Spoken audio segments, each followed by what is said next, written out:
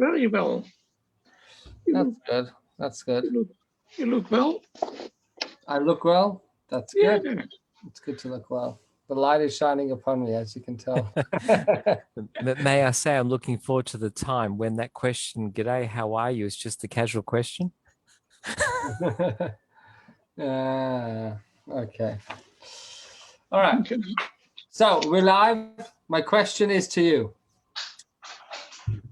When you think of the story of the golden calf, what are your thoughts? Like, what enters your mind? Everyone knows the story in a basic understanding. The Jewish people, they get the Torah. Moses goes up to Mount Sinai, and Moses doesn't come down when the people are expecting him, and they go and make this ox out of gold. You heard it in nursery school. You heard it. You've read about it. You read about it in shul every year. What does it make you think about? What do you actually think is going on? What a waste of gold.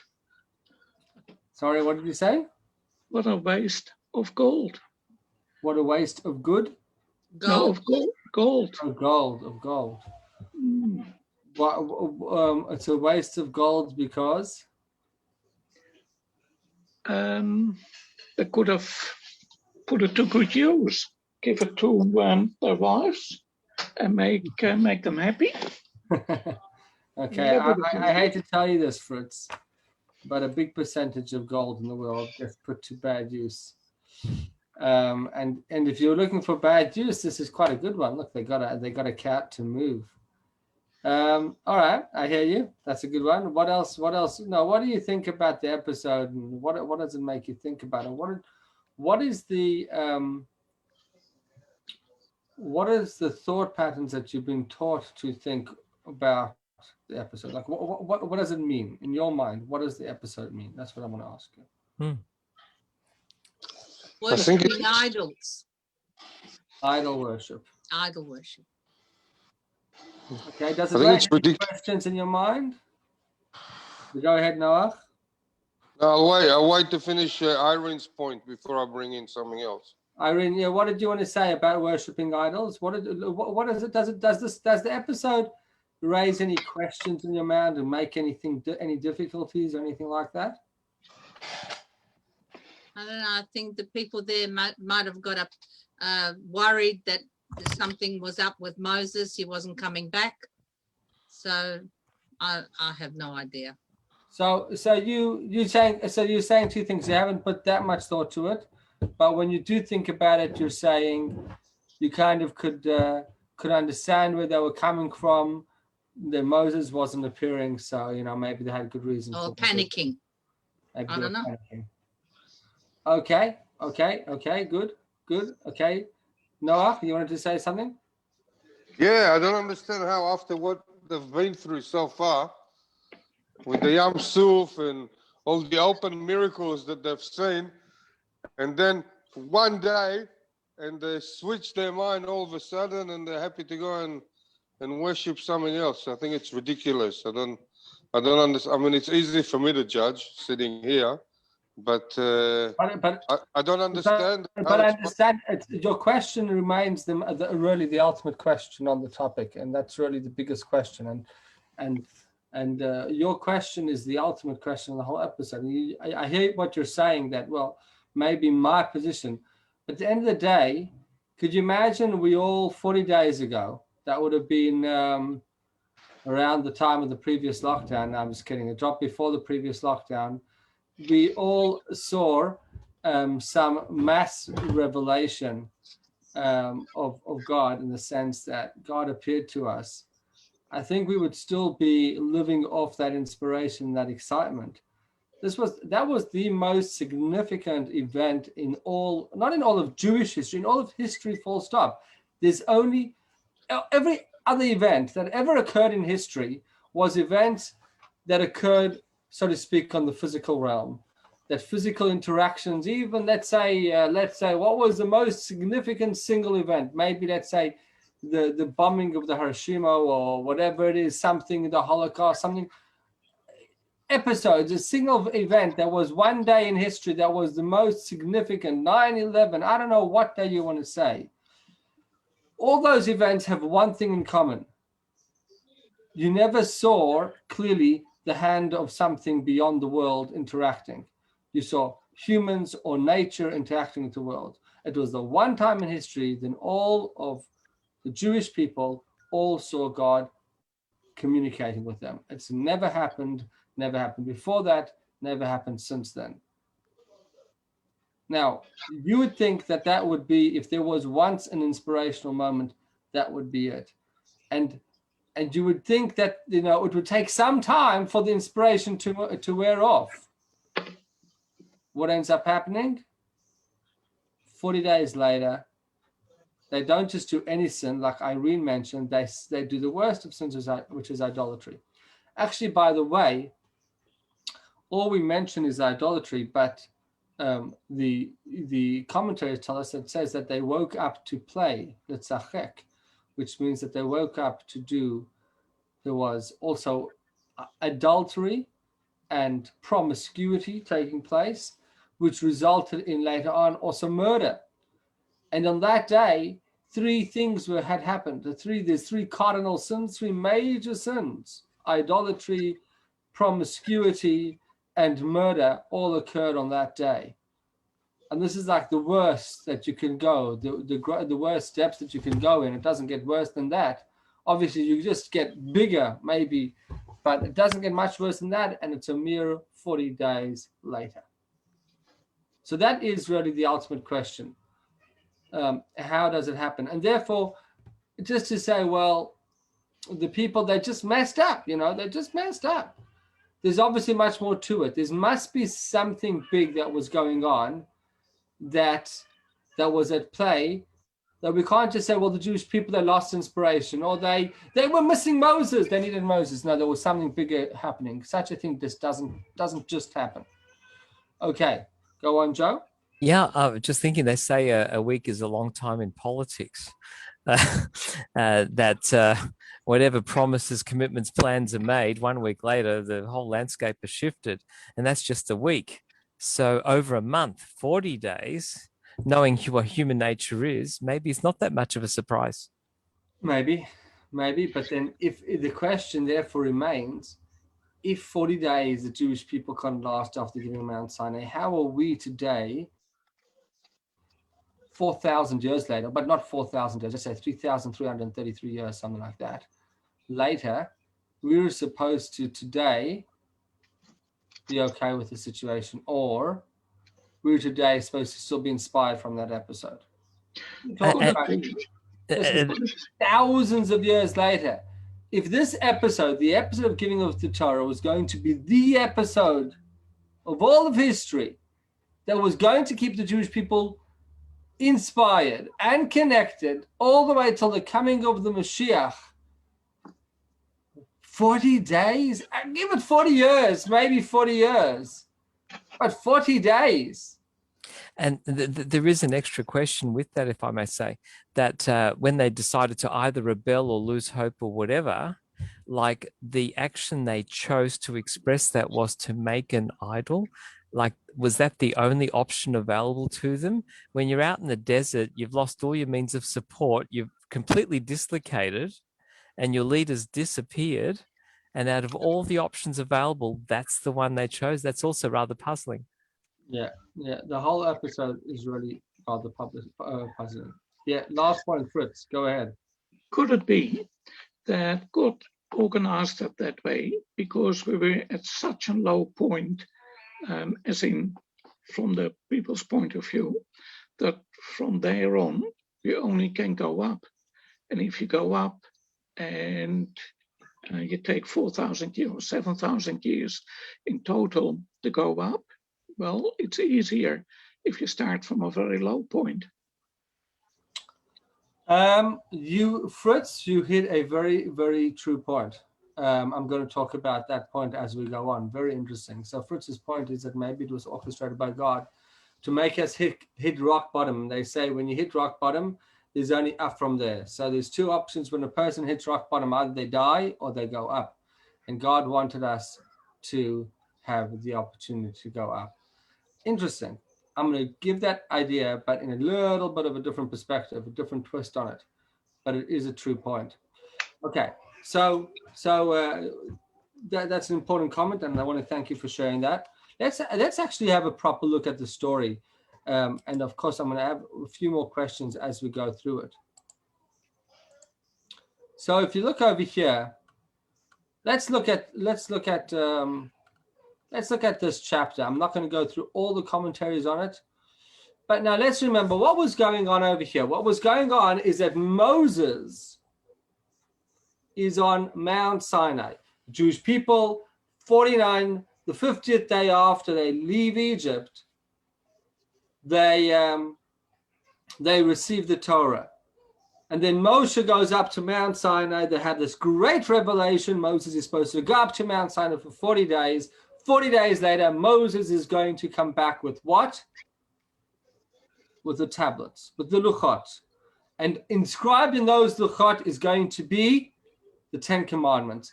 And those 10 commandments are going to be the main principles that would be including all the other 613 commandments of the Torah. And Moses is going to bring that down. Moses is studying all the laws of the Torah up there. Let's look what happens. When he finished speaking to him on Mount Sinai, he gave him the 2 tablets of the testimony. Even ksuvim be'etz belokim. Now, these were stone. They were written by the finger of God. These were not man engraved. Have anybody seen something that has been engraved by God before? I didn't think so. Well, you could answer the whole world, everything. But this was going to be quite a scene. Now, I want to just remind you, if I were to jump back for a second, watch this. This is what I'm about. What I was reading to you before was the second call-up. It happens to be the two first call-ups of Parshat Kitisa. The Cohen and Levite call-up are of the longest call-ups in the Torah. They're very long. They're very long, especially the second one, which is the story of the. But if you look at the first one, it goes through so many things. It starts with the concept of the half shekel. It goes through the concept of the lava, which is the kior, the wash basin. It goes on to the anointing oil. It goes on to talk about how we anoint with it, etc. Numerous different things. It talks about the Shabbos. It talks about many different things in the first call-up. Okay, now that was a continuation, so to speak, of the previous 2 portions. The previous 2 portions, we spoke about the tabernacle. Teruma and Tetzaveh was talking about the tabernacle. Now, when were the Jewish people commanded to make the tabernacle? The Mishkan? After they descended, after Moshe descended from Mount Sinai the 3rd time, and the Jewish people were forgiven on Yom Kippur, God said, I'm forgiving you for the golden calf, and now I'm going to command you to create a tabernacle.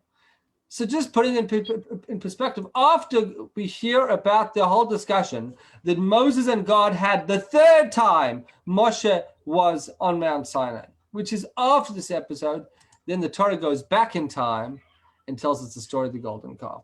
Now that has to be understood as well. Now, I don't know if we're going to get to all that because the golden calf episode is full. It's replete with important information.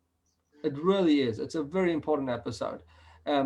And to just gloss over it would really be doing it so we'll see how much time, but I want to just make you aware that it says over here, right at the beginning, Rashi says, in the Torah, chronological order is not adhered to.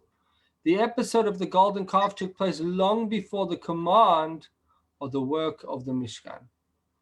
Why? For on the 17th of Tammuz, the tablets were broken, right? That's the 17th of Tammuz. That's when we fast. That's where the 3 weeks start. And on Yom Kippur, the Holy One, blessed be He, was reconciled to Israel. And on the morrow, on the 11th of Tishrei, the day after Moses descends the 3rd time, which is some almost 3 months later, they commenced the donations for the Mishkan, and the Mishkan was erected on the 1st of Nisan, which was 1 year after they had exited Egypt. All right, that's an important piece of information, which I just wanted you to have. If we have a chance to discuss it, we will. Otherwise, we may discuss it in Shul and Shabbos, why it fits where it fits. Okay, now let's go on. And I'm not going to go as into all the details of the episode from now on. Vayara am ki boshet Moshe laredet minahar. That they saw that Moshe was late in coming down. Boshet could really mean embarrassed, but really it means over here, it means he hadn't come down. Now, Moshe told the Jewish people, we're going to have the Mount Sinai. We're going to go around Mount Sinai. I'm going to get the Torah. I'll stay here for 40 days, and that's it. I'll come back 40 days later. What happens? Moshe doesn't come down. 40th days arrived. The Jewish people, they come and they gathered around Aaron. He's number 2 in command. Vayomer Lov Kum. Now they said, get up. I say Lanu Elikim. Make for us a God. Asher Yilchanenu Kizeh Moshe Ish, that will go before us. Why? Because Moses, Ha'ish, Asher Helana Meretz Mitzrayim Lo Yadanu Mehayalo, the man that took us out of, that elevated us, that brought us out of the land of Egypt, we don't know what happened to him. Now, what had actually occurred? What had occurred is they had miscalculated. Moshe said 40 days, and Moshe intended to say 40 complete days. The first day was not counted because I wasn't there for the entire day. You have to count 40 complete days, and the next day, the Jewish people thought, no, the first day was counted. By the way, this is a very interesting question halachically, whether you count a partial day or not. For example, when it comes to Shiva, when a person is mourning over the lost parent, for example, right? It says, Mixas Hayom Kakulo. Part of the day is like the full day. So let's say your parent passed away on Sunday, or let's say the parent passes away. Let's just say parent passed away Sunday afternoon, and let's say the parent is buried. The person is buried on Monday afternoon. Now, when would the Shiva start? After the burial, from when they said Shiva. So what the rabbi would generally tell them to do is, even though let's say it's getting dark, it could be late in the day, 4 p.m., it's close to sunset, is let's say 6 p.m., they'd say sit, start the day, and then the whole of Sunday is concluded one of the days. Not only that, the last day of Shiva, they just get up, they daven in the morning, and they get up in the morning, and they don't have to finish that last day as well. So they really only have 5 complete days. So, halakhically, the Jewish people may not have been so off, just putting it out there, but nevertheless, Moshe intended for 40 complete days. Okay. Now, what is it? So what does Aaron say? He says, Parakun Nizmei Azav Asher Ba'aznei Neshechem Nechem Nechem Ba'aviu Elai. Now, what had actually happened is there was a man by the name of Hur,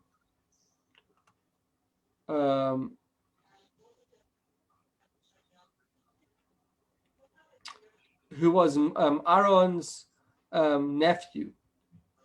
He was. I'm just trying to see where it is in the Rashi. Sorry, that's why I'm moving. Okay. So Hur was Aaron's nephew, and he said, No.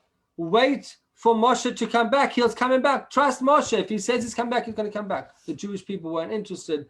And it was mainly the Erev Rab, the wicked, the mixed multitude. Hey, Yochanan, welcome. They were the ones that pushed against Moshe. And what they do, they actually ended up killing Aaron's nephew. Now, Aaron sees that they killed his nephew, and he thinks, you know what, it's not good. I don't have to die over this. And nobody else should be dying. So he says, go get your gold and silver. Now, Aaron knows that there's no place. You don't make an idol out of gold. So he thinks that the people will take time. Nobody's rushing to make donations. When I say, would you all please donate? And nobody rushes to donate to the synagogue. Some people do it if it's really urgent. Suddenly, the donations came. Aaron didn't think people would be running to separate from the gold and silver. But to his surprise, they did. They went and they were said. He said, "Go and get it from your wives and your daughters," and they thought that's the neshechem. He thought, well, the women are not going to be like the men. They're not going to run to give it away for some type of funny thing. They'll wait for Moshe.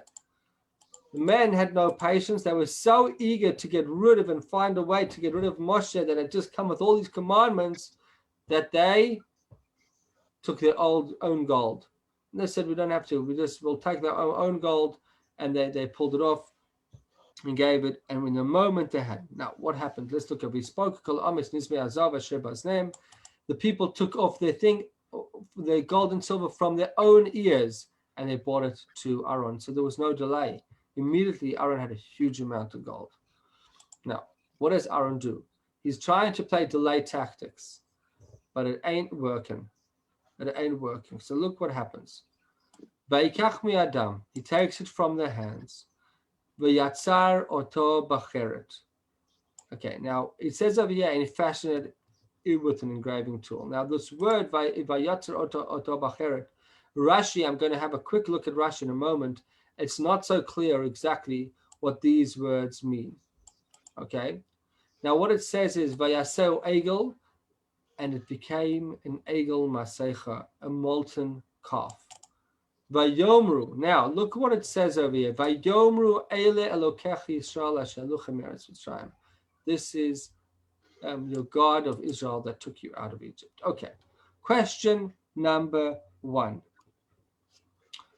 How could it be that of all people that this is connected to, it's going to be Aharon? Aaron was the great high priest of the Jewish people. Moshe's brother.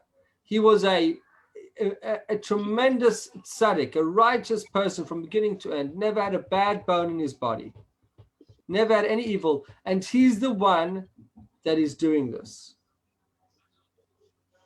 Okay. Now look what ends up happening. That's question number 1.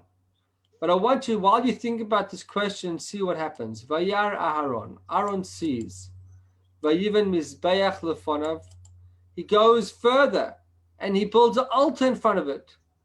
Vayikra Aaron, and Aaron calls out, Vayomar Chag LaHashem Achar. There will be a festival to God. When? Tomorrow. Now, let's look at what Aaron did. What had happened? Let's give a little bit of background to the story. There's Aaron's nephew Hur. The Jewish people, encouraged by the Erev Rav, the Egyptians that had come, they were the mixed multitude. They were people that always wanted to be on the winning team. They weren't interested in Judaism necessarily, but what they were interested in is being on the winning team. Egypt was losing, so they switched teams. Now was the opportunity to be Egyptians on the winning team. They didn't want to have to go through they got the Torah and they freaked out and they said, you know what, not for me. So let's get the Jewish people to be Egyptians and still be the Jewish people, still be the winning team. Here was their opportunity. They convinced the Jewish people that they were that Moses is gone. How do we know this? Look what happens. They say Vayomru eile lekecha Yisrael. Who's Vayomru and they said? Vayomer means and they said. Who's they said? Who's they? Who took this? Aaron did it. He took the gold from them. He did something with it, which we don't know what it means yet. And it becomes into a golden ox. And what do they say? Vayomer eile lokecha Yisrael. This is your God of Israel. Your God, Israel. Who's they? Look over here. Look over here. This is an important piece of information. Eile lokecha. Look at Rashi. It does not say these are our gods. From here we learn that the mixed multitude who had come up from Egypt were the ones who gathered against Aaron. And they were the ones who made the calf. Afterwards, they caused the Israelites to stray afterwards from Tanchuma. Why? Because they say, Elokecha, this is your God. And they said, this is your God. They were talking to Jewish people, look, this is your real God. Look, you can be Egyptians. Now, I want to tell you something really fascinating about this little episode. These Egyptian people that, as I mentioned, they wanted to be on the winning team. Some of them may have been good. Now, the Torah tells us when the Jewish people were leaving Egypt that Allah itam erev rav, a mixed multitude, a mixed bunch of people from Egypt. There were slaves and whatever, a whole bunch of people, but they were basically from Egypt. But they were not part of the original Jewish family. Moshe says, well, I don't know if we should take them in, but you know what? If they want to be stuck to the truth, they want to become Jewish, Judaism, we connected to the real God, let them join. God says, listen, I don't know if it's the greatest idea, but if you want, okay, you'll see. It's not going to be great. It doesn't always pay just to take people if they're not sincere. By the way, from here we learn why we don't take unsincere converts. Because unsincere converts don't do anything good for Judaism. That's why we don't convince conversion. This was our last shir a couple of weeks ago. We spoke about conversion. Here's the opposite flip. Why don't we take unsincere? Why we're so strict about conversion is because when a convert is not so sincere, they don't cause good for the Jewish people. They cause the opposite of good, like the Erev Rav. But that's a side point. Now, the Erev Rav, they believed always in, they were Egyptians. Egyptians believed in the zodiacs. They believed in the God. You know, when God says, I want you to take on the 10th of Nisan, I want you to take the ram, I want you to take a sheep belonging to the Egyptians and go and tie it to your bed. Why? Because that was their God. The Egyptians, they served the ram, Mary's, right? The zodiac of Mary's. Now, they thought, well, the Jewish people had overcome the zodiac of Mary's. I may be mispronouncing. I don't know my zodiacs very well at all. I just read this. I'm trying to translate it into English. Now, what had actually happened is when the Egyptians saw what's the zodiac after the ram, Mary's, I think it's Taurus, right? Which is the ox. So they said, listen, there's no such thing as a God. There's just these spiritual forces like rams and oxes. What happens to be is we've been serving just the wrong zodiac. They said the Jewish people, we were serving the ram. The truth is that the ram has been overcome by the ox, by Taurus. Right? So therefore, look, here's your God. So they were trying to show the Jewish people that there was no miracles happening. Who took them out of Jerusalem? Look what they said. Look what they said. Vayomru, they said, Eile Elokecha, these are your gods, Asher He'elucha me'eretz Mitzrayim. That the word He'elucha, that lifted you up from Egypt, they were saying that Egypt lifted you up. What is the God? This God, it doesn't just say, look, this is the real God. They pointed to this live ox and they say, look, this live ox is the ox that really took you out of Egypt. You know why you went out of Egypt? Not because God took you out, but because an ox, the power of the spiritual force of Taurus, the zodiac of Taurus, that's what took you out of Egypt. Okay? Rabbi, I need to ask a question on the pronunciation here, not the gods, but the Hebrew pronunciation. When you say Ela Elokecha, yeah, I don't know if it's a habit or whether because that phrase is referring not to our God, but to those idols, whether the word Elokecha can be pronounced fully. It's a fair point. Fair point. It's a good question. I'm not sure. You're probably correct. You probably can say Ele Elohecha, Yisrael Asher Elohim Yisrael, but just out of habit, you probably wouldn't, because as you could see, it says even the gods in small g over there in the translation. But that's a technical question, not directly connected to that thing, but you're on that. I'm annoying like that. Now, on that annoying point, you are correct, but I'm not going to get caught up on that because it's a little bit not just directly connected. Okay, but you would. I think you would be correct. So here's the thing. let's look at how this episode actually happened, what actually occurred. And I want to show you what happens. Look over here. Now, what actually happened? If you look at the wording in the pasuk, it says, "Vayikach mi'adam," that Aaron took the gold from their hands. Now, basically, it sounds like he fashioned it out. I'm going to get back into what he actually did in a moment. But first, and it says, "Vayaseyu egel masecha," and he made it into a egel masecha. Now we know that what ends up happening is that it comes alive. It starts moving. Gold starts moving. Okay, I think that's quite cool. It's before the days of technology, before robots, before electricity, for a piece of plain gold just to start moving sounds quite strange. How did that happen? Look what happens. Egel masecha. Kevin sheshlichu liquor. There's two opinions of what actually occurred over here. They threw it into the furnace. Bo machshafei erev rav. Came the witches of the erev rav, she'alu in Mitzrayim, the Egyptian people that came out, and some of them were witches and wizards. They knew witchcraft, and they did their witchcraft. And that's how it got some evil negative power, which gave it a spiritual source. Now, this concept is a fascinating concept because according to Judaism, we do believe that there is something called magic, which is usually an evil thing that is used to play with the evil and negative forces. And we know that the Egyptians were very good at this. And they had all the motions. They were very good at sorcery. Now, today's day and age, you don't hear much about sorcery, but you hear a lot about science. The science of those days was sorcery.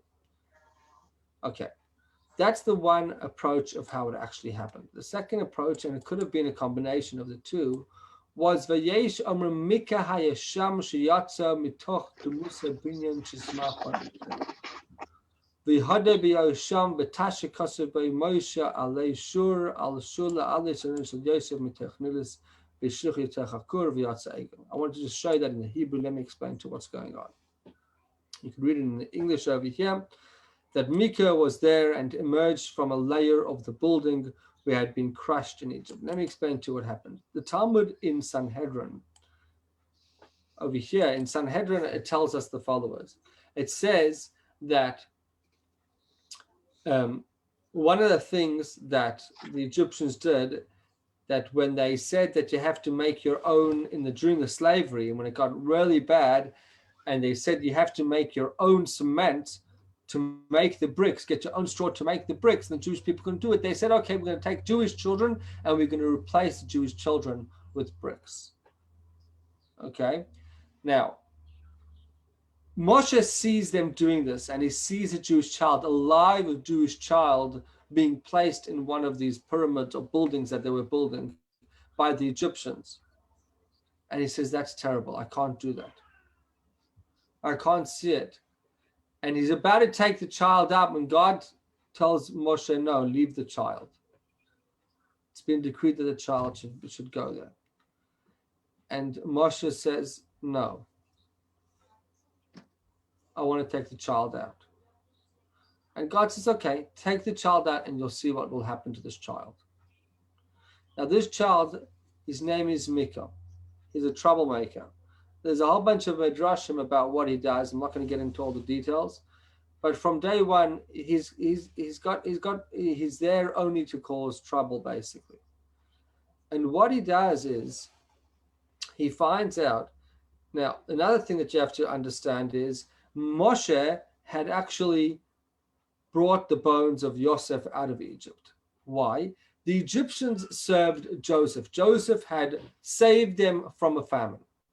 Joseph had forced Pharaoh to allow Jacob to be taken out.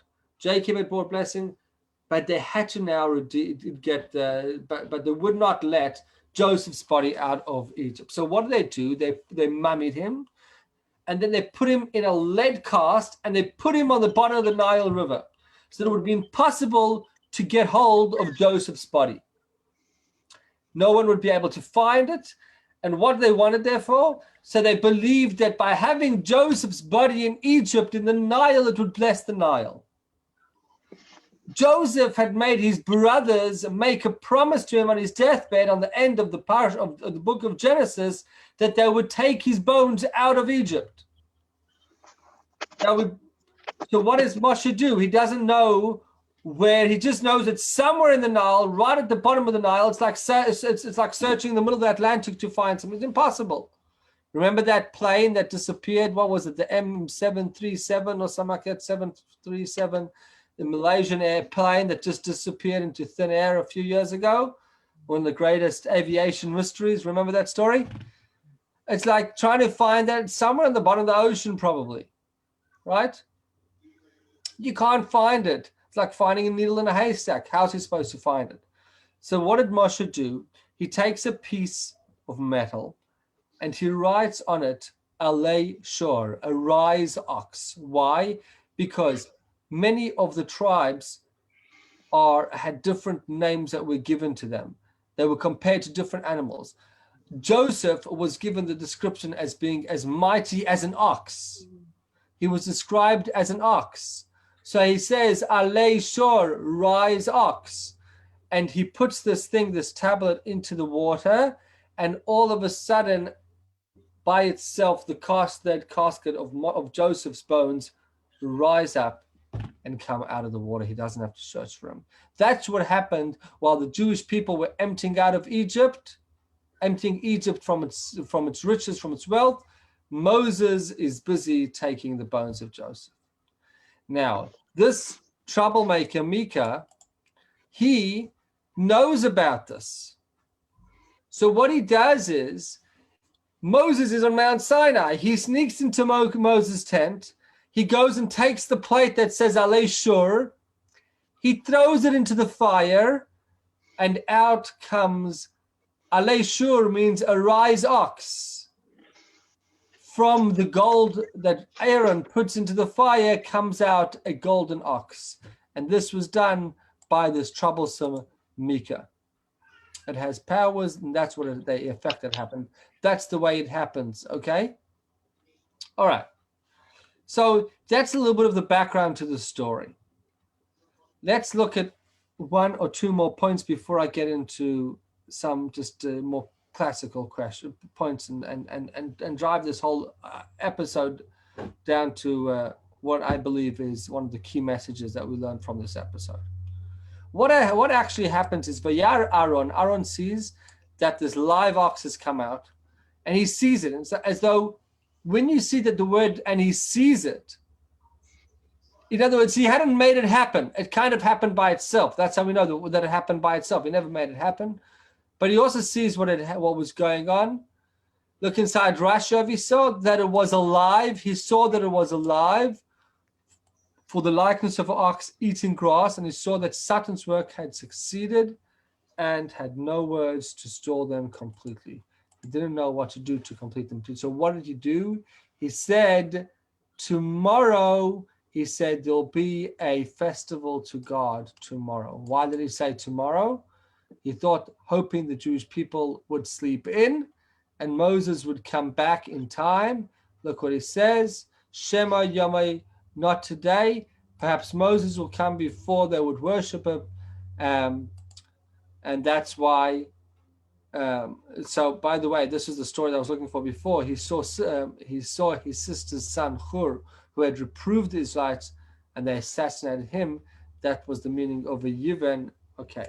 All right, I'm not going to get into it. So he saw that they had been assassinated. He didn't want to stop them because he just thought they'll assassinate him and it'll be even worse. At least he was hoping that by him doing it, he would take all the blame. So this is the question. The question that we had is, number one, how did the Jewish people do this? Just a mere 40 days after they left Egypt. Number two, how did this occur through Aaron? And the answer to question number two is what I'm going to start with. It occurs through Aaron because Aaron doesn't want anybody else to take the blame. He thinks that the only way he'll be able to stall them is if he does it himself. He sees that these people are in a rush and he thinks he'll be able to stall them, but they make things happen in any case quickly. That's the basic answer of what had happened. Shouldn't he oppose the whole thing and try to convince people not to do it rather than lead them in doing it? In theory, yes.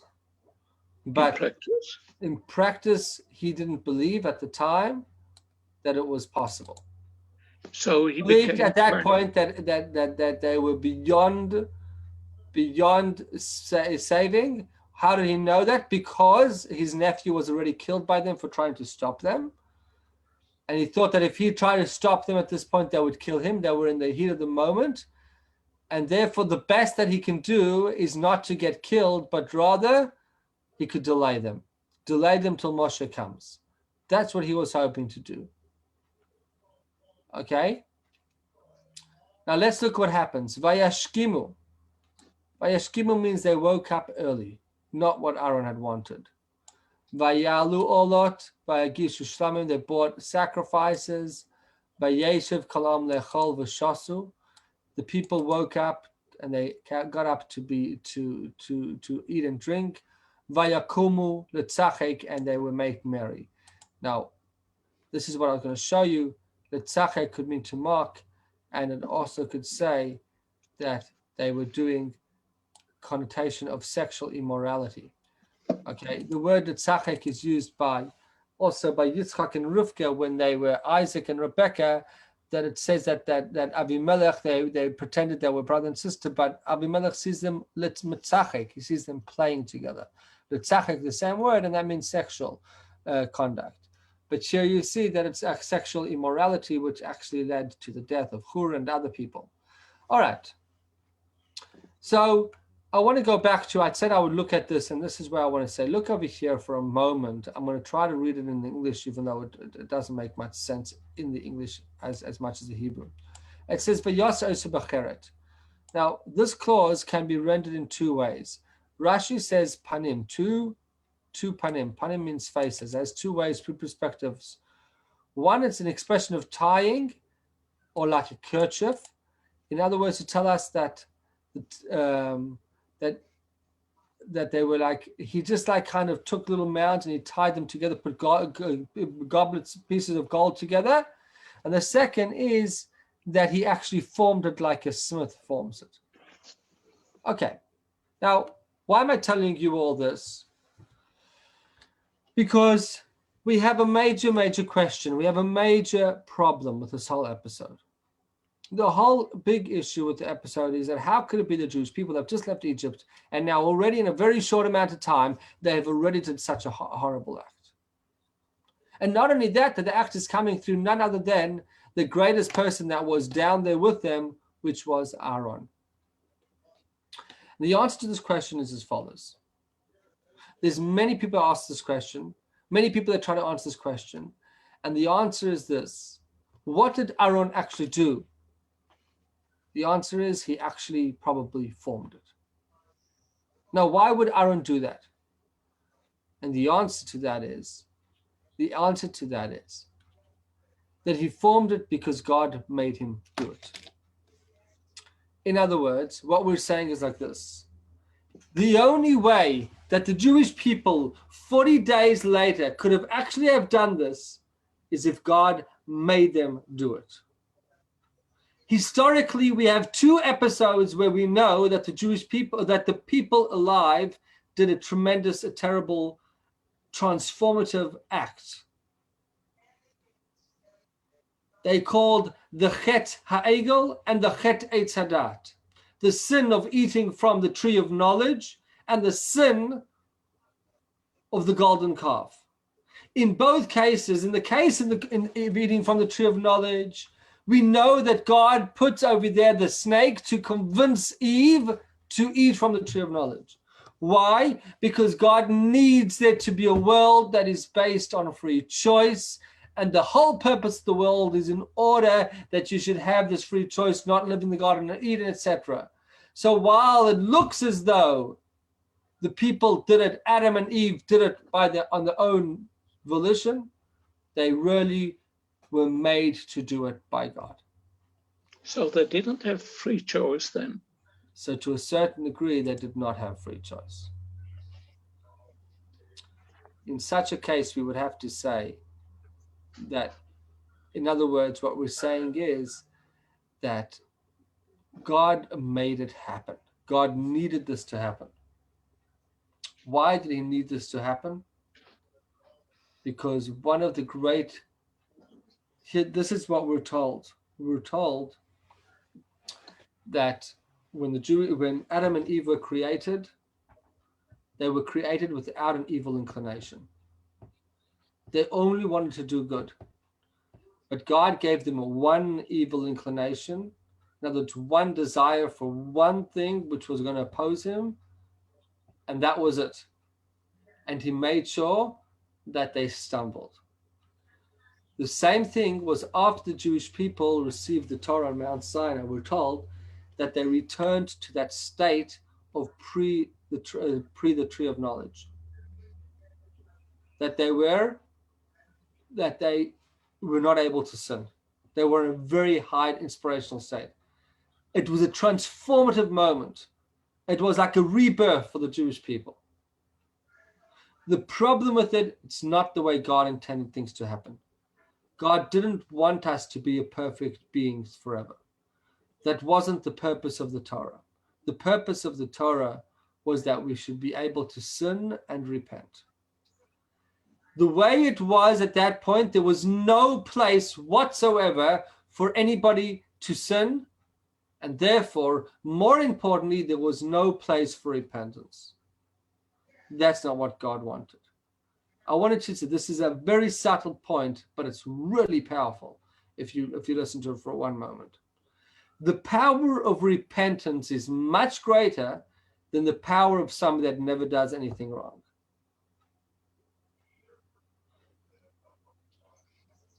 I'm going to say that again. The power of repentance is far greater than the power of somebody that never does anything wrong. Why?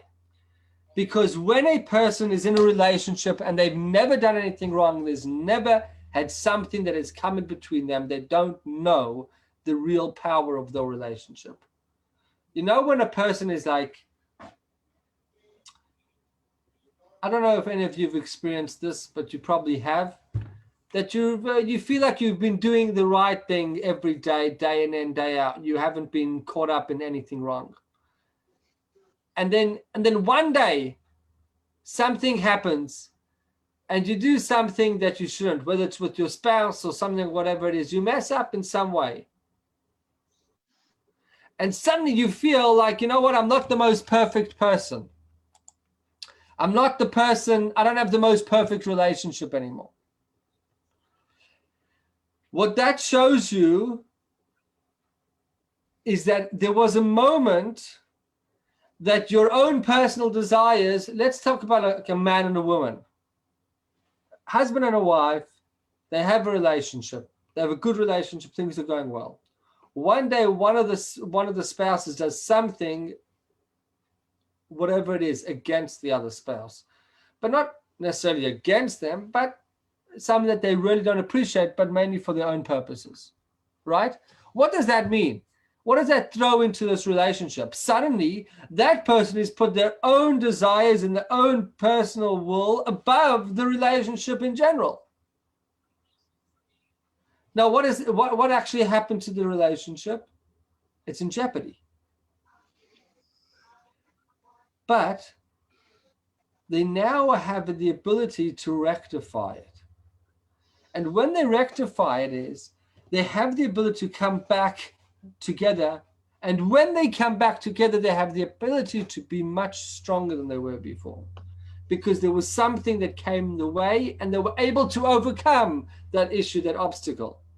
When there's no obstacles, they don't know the strength of their relationship. They don't have to find the strength of their relationship. When you have struggles, struggles, as we know, bring out the best in us. Failures bring out the best in us. What God wanted was that we should have failures, that we should have these struggles. So God forces us, so to speak. Yeah. Did we have free choice? Possibly not. The only explanation that I can find, and that's the Rebbe's explanation that he gives, he says, nobody can understand this question. It doesn't make sense on all fronts that the Jewish people should fall in such a way. The only explanation you can say is that God made it happen. God made them fall. And the question then is why? Why would God make them go against their very own nature that they had at that point? And the answer always would be because God believed that they had something much deeper within inside of them. But they would never be able to reveal it by themselves, just going in that direction. They needed to have a bump, they needed to be squashed, and only then, as Fritz said, they had to reach rock bottom. But that wasn't just reaching rock bottom. What actually allowed them is to reveal their true connection to God. Could I ask you, Rabbi? Yeah. As I understand it, correct or not correct, God gave us free will. His word is his word. But now you say there are exceptions to it. Yes. But I've never heard that there are exceptions to free will. This is the first time. So how do I reconcile that with what I've learned in the past and what you tell us now? So Fritz, the answer to that question is there is free will. We always have free will. But in order, the Jewish people had to a certain degree lost their free will before the sin of the golden calf, because they had no real choice to do something against God. There had been such, the inspiration and the connection that they had been so overpowering that there was no space for them to go something against God. But God had put a little snake there, which was the Erev Rav, the mixed multitude. By the way, some of them did come clean. Some of them were okay at the end, but many of them weren't. That were there to be like the snake, to cause them to fail, to bring out the worst in them, and to try to arouse that problem within inside of them. Knowing that they would fail and making them fail, because that's the only way that they would be able to in the future have proper free choice and have proper tests and challenges. If they were to continue on the path that they were going, they would not be able to have proper free choice. They would have been stuck in. They would have been stuck in this trance of inspiration, and one or two things would have happened. Either they would have remained that way, which was not the intention of creation, but more importantly, what would have happened is eventually they would have fallen. And if they would have fallen, there would not have been anybody there to save them. What ends up happening? Moshe is there to save them. Moshe says God, so to speak, becomes angry, right? Because we could never, when I say so to speak, the Torah says that he became angry. He became really angry. He wants to destroy the Jewish people. And God, Moshe says, really? You're going to destroy the Jewish people? I'll start a new nation from you, says God. Moshe says, really? The Jewish people precede the Torah. Ah, now you're talking, says God. I wanted you to say that. God provokes Moshe.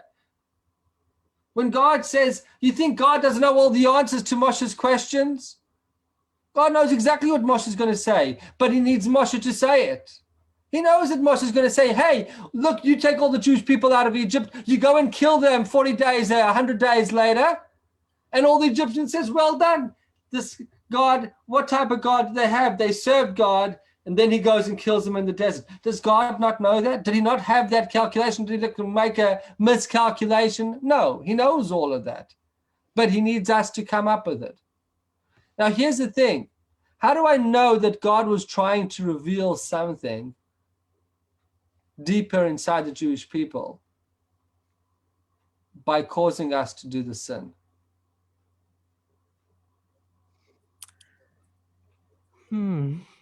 I have to ask this question, Rabbi. Okay. 1 second. Before you ask that question, I just want to finish this point.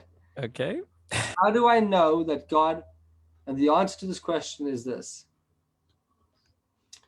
If you look at the continuation of the story, the continuation of the portion, it's fascinating.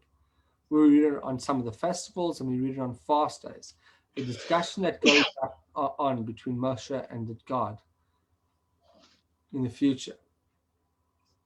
Well, when Moshe goes back onto Mount Sinai, and Moshe says to God,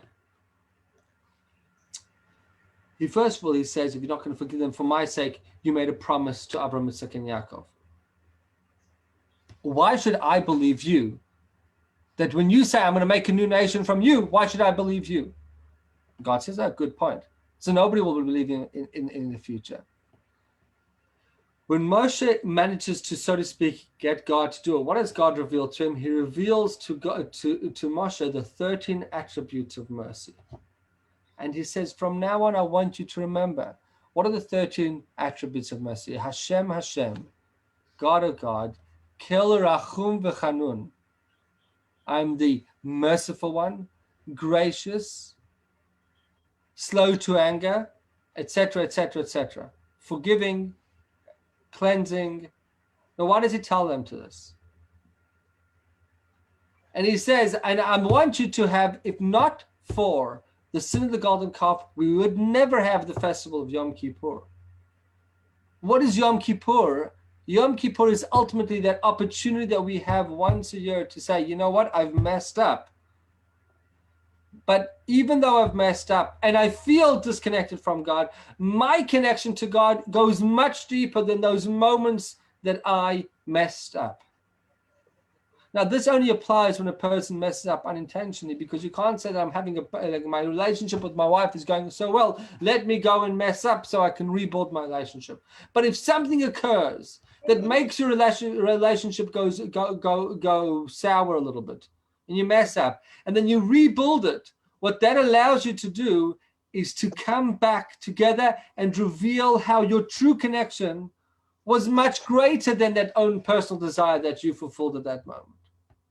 And what he allowed us to do is to reveal within us that our connection to God is much deeper than our physical, mundane desires that we had for those fleeting moments. And there will be times that we will fall. But that doesn't mean that our relationship will be over.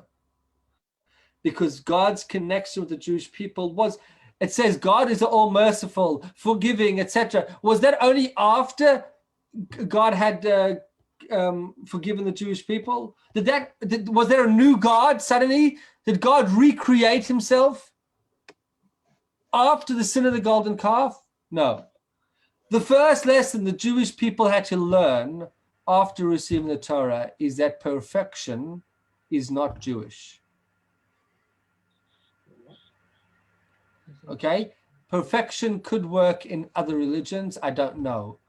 Or maybe illiberal or Roman times. I don't know when perfection works. It does not work in the Jewish world.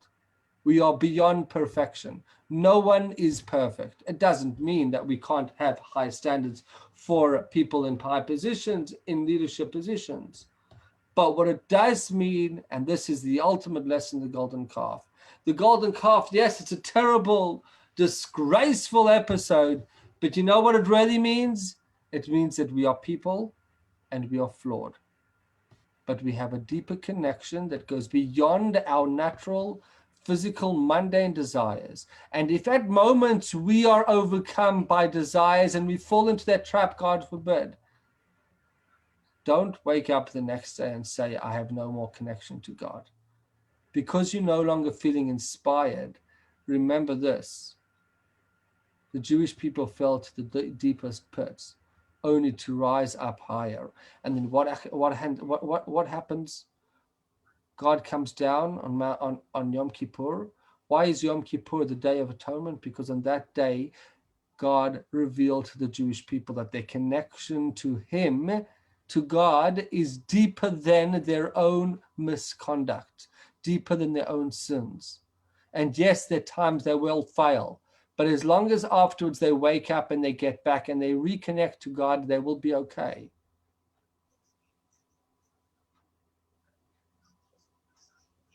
And therefore, that connection is an eternal bond with the Jewish people.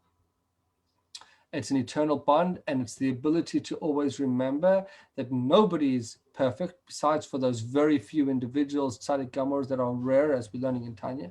But most of us, the general person, is not perfect. We all have flaws, but our flaws should not bring us down. It should allow us to reconnect and come back stronger. You've never met my wife. Except for Fritz's wife. Sorry to tell you this. Chaim Mishka, my wife, is perfect except for her flaws. But her flaws make her perfect. Right? That's the lesson. Everybody is made. Our perfection is including our flaws. In other words, despite our flaws, we are still perfect. That bond, that connection we have with God is there despite our flaws. And that's the important lesson that the Jewish people had to learn, because you just received this Torah, and the Torah has a bunch of rules, and they're all inspired, and they want to keep the Torah going. And now they say, "Oh, hold on a second, but what happened?" They were so afraid of the Torah, because if they're going to mess up, what's going to happen? They're going to die. Terrible things are going to happen. They're going to feel terrible. What does God do? God makes them hit rock bottom, fall to the lowest pits. And now he says, you know what? Build a tabernacle and I will reside inside of every single one of you. If you make your own life into a dwelling place, you'll make your house, I will make you the home of Hashem, the Shekhinah. God will reside in you. Okay. Now, by the way, when you think about it in that perspective, you now understand why it had to occur through Aaron, why it had to happen straight after the Jewish people had this inspiration 40 days later. And one more thing is Moshe Rabbeinu, Moses, teaches us that as long as we stay connected to Moses, we stay connected to the Torah, we stay connected to the mitzvahs, we will always be able to overcome any obstacles. And that's why Jewish people, 3,333 years later, we're still here. When we couldn't survive 40 days, how could we still be at 3,333 years later? Because we failed 40 days later, that's why we're still here. The question was, if we couldn't survive 40 days, how could we still be at 3,333 years? And the answer is because we didn't survive 40 days. That's why we're still here 3,333 days later. In other words, the very fact that the Jewish people messed up and were able to get forgiven and atoned and reconnect, that was the ultimate, most powerful lesson that the Jewish people learned, that for the next thousands of years, you're going to mess up and you're going to fall, but you will keep on reconnecting to God and reconnecting for thousands of years to come. And because of that, you will still be here for all eternity. L'chaim. Okay, I've finished my monologue. All questions. Joe, you had a point, but go ahead. Yes, Yochanan? Yep. Sorry, do you want to go first? I want to hear Yochanan's question. If anybody wants to go, please just have a good night. I'm way over time, just noticed. I'll hear Yochanan's question first. Okay. I wanted to ask you, I mean, there were two tablets. The first tablets were afraid to help you broke the first set of tablets. Went back up and got the second set of tablets. Did that make the second set of tablets much better. It was a better set because it was done by, it was, yeah, that's kind of. Yes. Yes. So I didn't even get into that point, but that Right. is the very point. So Hasidus and Kabbalah explains exactly that point. The first tablets represented the tzaddik, represented the perfectly righteous person, that the perfectionist that never does anything wrong. And God didn't want that for most of the people and didn't see that that was the ultimate purpose in the world. So that's why when Moshe, who was carrying them, when he sees he was able to carry them, he had the strength. They were way heavier than anything he could have carried. But as soon as he sees that the Jewish people weren't on the level of them, he doesn't throw them down. He simply is not able to carry them because it says lech, raid. God tells him to descend. What happens is when he sees the depravity that the Jewish people have descended to, he sees that they're not on this level. They're not able to be perfectionists. And what does God say? Okay, now I want you to go and you to remake the tablets yourself. But this time you're going to take the tablets from the perspective of the Jewish people and you're going to carve them out. And this time the tablets will be one of the Baal Tshuva. We're told in the Talmud says, B'mokim Shabbalei Tshuva Omdim, ones the people that have done repented, that have messed up and repented and returned, even the greatest tzaddik cannot stand. Why? Why? Because that righteous person, he's just got an ongoing connection with God. He's never really he's never really truly struggled. He's never had to really reveal the ultimate strain and challenges to his connection. But the Baal Tshuva does. And the Baal Tshuva has overcome that. So therefore, it may not be the handiwork of God, but it's coming from our perspective. It's coming from down here, from man, and man-made. And sometimes man-made is better than God-made. Okay? Yeah. Yeah, very good point. So that's exactly the point that is brought out, the difference between the first and the second tablets. Okay, go on, Joe. Yep. Okay, unmuted. So my question was regarding post Golden Calf punishment. If the entire event was essentially engineered by God, and there's a question of doubt about free will, it's unjust to have punishment.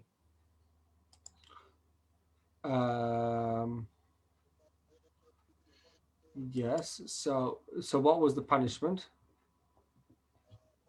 You're saying that we haven't learnt. We didn't go into detail tonight, but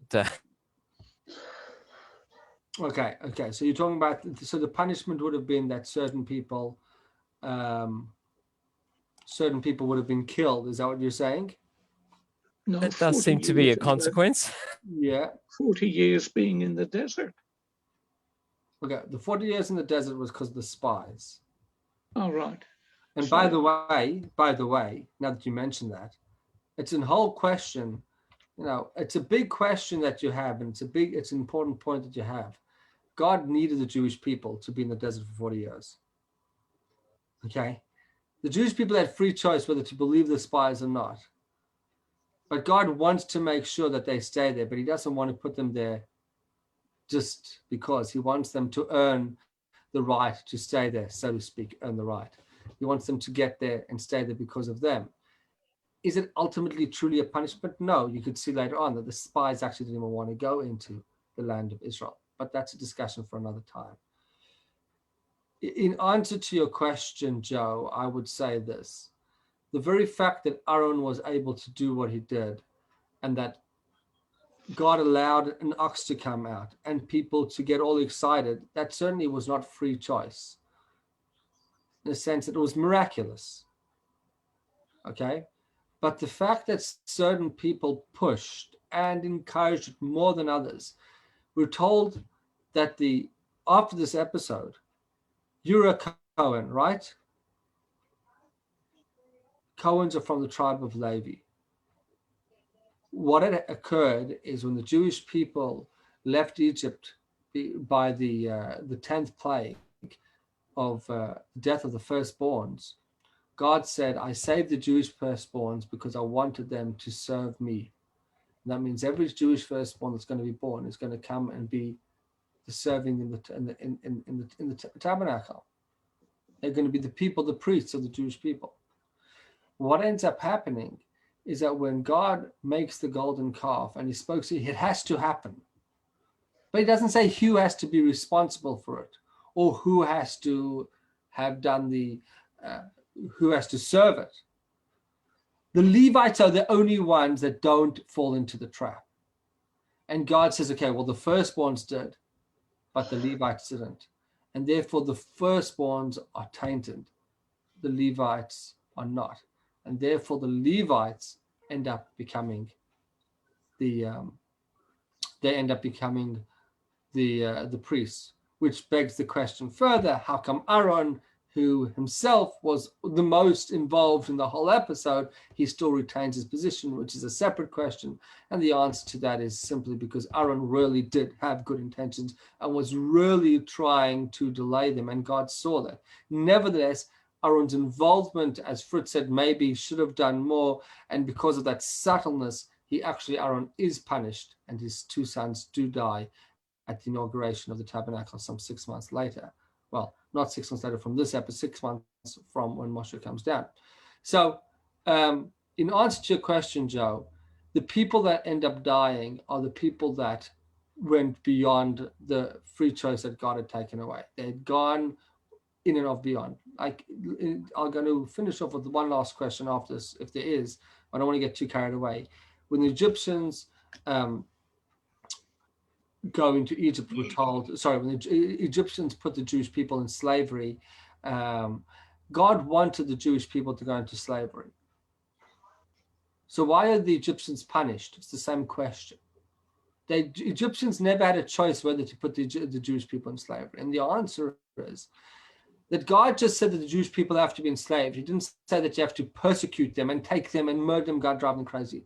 Like, let's just say, for example, and I'm not playing God here, I don't know the answer, but let's just say God decided there had to be some type of Holocaust, some type of war against the Jewish people. There had to be some type of madman. But not everybody, there was some people that Hitler said, okay, I want you to make gas chambers and kill Jews, fine. But some people felt that they had to find every single opportunity to be bad to Jews. There were some people that literally, they were following commands and they did what they had to do. They were wrong, they were bad.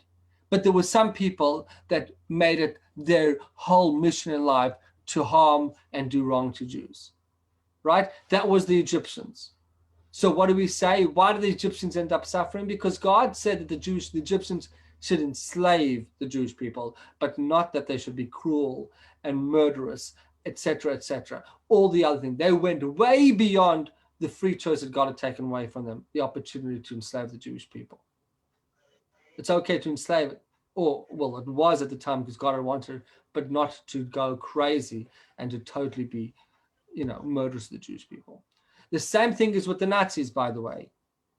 It's one thing to say that, okay, some people, we were commanded to do it, we couldn't go back, fine. But then there was a majority of them that went way beyond what anybody had commanded them to do. And they would have been totally fine if they wouldn't have done that. And there were some Nazis that weren't as bad, okay, because they just did what they were commanded to do. And there were some that even revolted against it, which was the ultimate. The same thing is over here. God took away their free choice to a certain degree, but there were some people that took it to the next level. They started being promiscuous and killing people, etc., and going all out, way beyond anything that was intended, so to speak, by God. And at that point, they deserved punishment. Not all the Jews that served the golden calf or that were somewhat involved suffered. Only the ones that went well beyond what was intended. Okay. Could there be one more? Do you mind if I just express? You could ask the question, but I just don't want people to feel like they have to stay. So go ahead, but have a good night, everybody. You're welcome to stay or to leave. Good night, Irene. Thank you. Bye, Irene. Good night. Yeah. Go ahead. Are we taught that even if a priest tells you to do whatever it may be, that you are still responsible for your own deeds. So, you just can't follow blindly what any other human being tells you to do. Even if they have a lot of knowledge and wisdom, you still should use your own conscience and your own brain to filter what you have been told. Yeah, I agree with you. I agree with that point, and I think at the end of the day, Is that you make a unless- valid point that we are at the end of the day responsible for our actions. But sometimes, if it's beyond your control to a certain degree, then you're not responsible. If there was I don't know, there was recently I saw in the news 30 car pileup, and what happened to be car number 5. Nobody's going to hold you responsible for that. But if you decided to be car number 5 and to continue pushing and making sure that you smash into more cars, whatever the case may have been, you get the idea that then maybe you are responsible. Is that what you're saying? No, not really. In the Second World War, people said, I was told to do whatever, so I did. They didn't take their own responsibility to do the right thing to heart. No. Same applies to us. If any human being tells you what to do, you have to filter it and go according to your conscience. Yeah, 100%. 100%. Is that a lesson to be learned from what you talked about tonight? Yes, 100%. 100%. 100%. I think from the last question, it's a question that we could learn. That it's one thing to be, it's one thing to be in a situation or to be told or to feel like, you have no other option. But at the end of the day, we have to use our own heads to make the right decisions. And if that decision that you're doing is having bad harm on other people, it's probably the wrong one, even if everybody else convinces you that it's right. But if it's having significant issues with other people, then it's probably wrong, even if a great person that you really admire is telling you that it is the right thing to do. Yeah. Okay. Thank you so much. Have a wonderful night. I want to remind everybody, I think Jochen, you might struggle to get there, but we're having a Torah celebration dedication on Sunday. Would love to see you there if you feel like joining. Yeah, I'd love to come. That sounds really good. I really wish I could make it. I will make it later sometime. I'll be down in Melbourne. But we'll see. Maybe some other way.